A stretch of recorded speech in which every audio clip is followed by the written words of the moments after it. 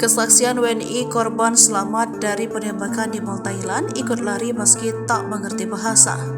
Insiden penembakan terjadi di pusat perbelanjaan besar di pusat kota Bangkok, Thailand pada Selasa 3 Oktober 2023. Ratusan orang pun dikalang kabut menyelamatkan diri dari lokasi kejadian saat suara tembakan terdengar dari dalam Mall Siam Paragon, Bangkok. Gegara insiden itu 3 orang dikabarkan tewas. Syukurnya tak selang beberapa lama, kepolisian Thailand telah menangkap pelaku penembakan. Pelaku dilaporkan anak remaja berusia 14 tahun. Bocah laki-laki tersebut saat ini sudah diamankan polisi usai tim operasi khusus mengejar dan membekukan sekitar pukul 5:10 waktu setempat. Rupanya saat kejadian ada warga negara Indonesia yang berada di lokasi kejadian. Dia adalah Natalia. Syukurnya dia selamat dari penembakan maut di Mall Siam Paragon. Di media sosial TikTok-nya, Natalia lalu bercerita caranya menyelamatkan diri. Natalia dan suaminya mengaku kala itu sedang berjalan-jalan di Mall Siam Paragon.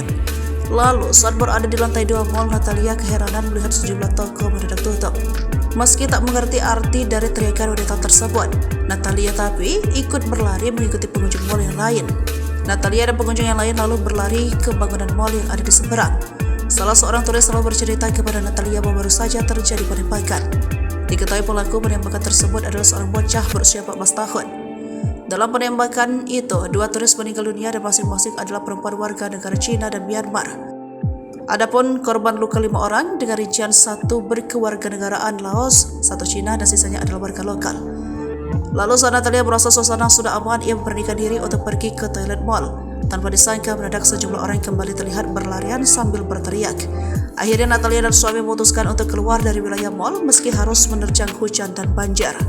Natalia dan suami terpaksa berjalan kaki pulang ke hotel, pasalnya tak ada angkutan online yang menerima pesanan mereka. Di akhir cerita, Natalia mengucapkan bela sungkawa kepada para korban.